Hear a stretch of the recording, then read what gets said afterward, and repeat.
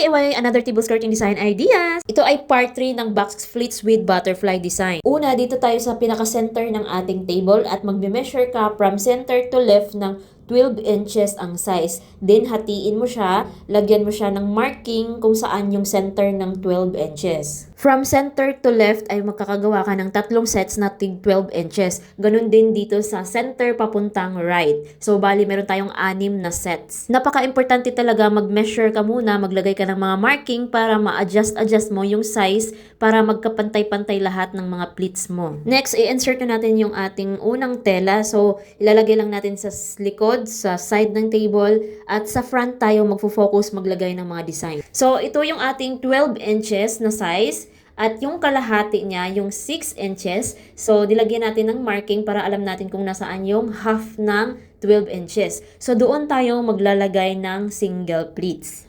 Kada marking ay maglalagay tayo ng mga single pleats. Same size sa ating space size na 12 inches. Ganon din yung pleats natin, 12 inches. Tips para mas mapabilis yung gawa nyo sa pag-skirting, dapat meron muna kayong mga marking para alam nyo kung saan nyo ilalagay yung mga pleatses nyo at hindi ka na magme-measure gamit ang ruler. So, dire-diretso na yung paggawa mo. Sa mga hindi pa nakapanood ng ating part 1 at part 2, ayan, na-i-upload na natin yan sa ating YouTube channel. At ito na yung magiging itsura niya. So, next naman natin gagawin, i-insert na natin yung pangalawa nating kulay. Ayan. So, color red yung nilagay natin. So, ipapatong lang natin siya doon sa kulay yellow natin. Kung saan tayo nagpin ng single pleats, doon din natin ipin yung second color natin. So, dito, dahil magkaiba yung size natin dito sa part 3, kaya hindi magkasabay yung mga tela natin pagpin dahil magkaiba yung sizes ng pleats natin. So, dito sa pinaka first set natin, ayan, so ang size ng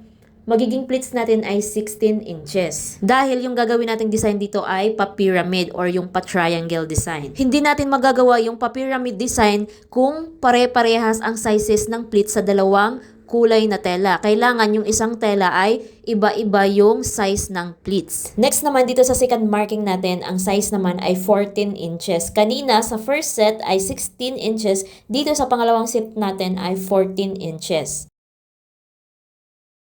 Next naman, dito sa third set natin ay same lang siya doon sa first clut natin na yellow na 12 inches. Ganun din yung size ng pleats sa red na tela. So, pareha sila 12 inches by 12 inches. Tapos na natin yung left side, ganun din yung gagawin natin sa right side. Next naman, yung nasa ilalim or nasa loob na tela, yun naman ang gagawin nating pa-box pleats. Ilabas lang natin, then hanapin natin yung center niya at ipin natin yung side to side ng pleats natin para maging box pleats. Next naman, para sa pa-butterfly natin, so hanapin lang natin yung center ng ating pleats. Then, dito sa baba, simula sa baba, ifo-fold lang natin paakyat, then lagyan ng pins. I-double pin para hindi matanggal.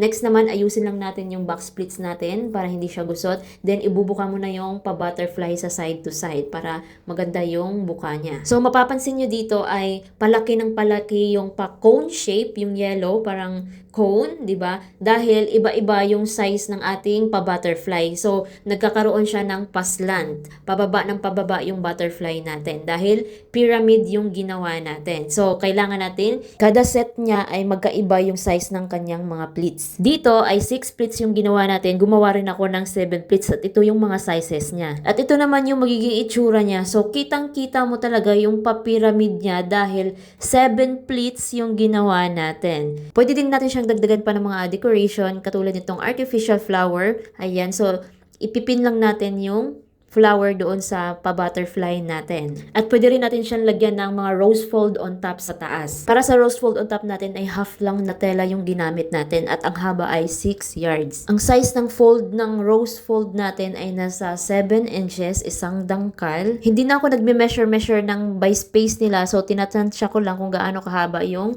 space nila. At ito na yung magiging itsura ng ating 6 pleats or 6 box pleats with butterfly at may rose fold on top at may artificial flower sa ating mga butterfly. Hey there, welcome, come along the way.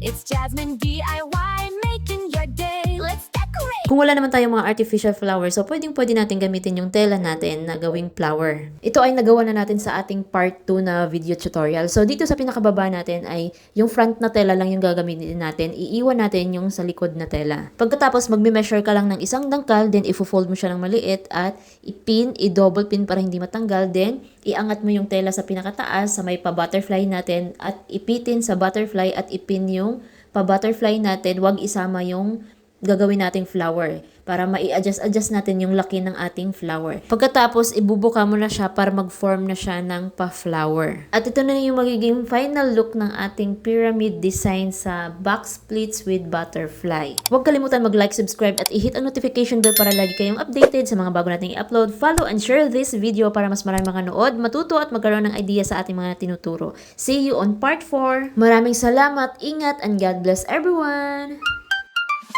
Hey there, welcome, come along the way. It's Jasmine DIY.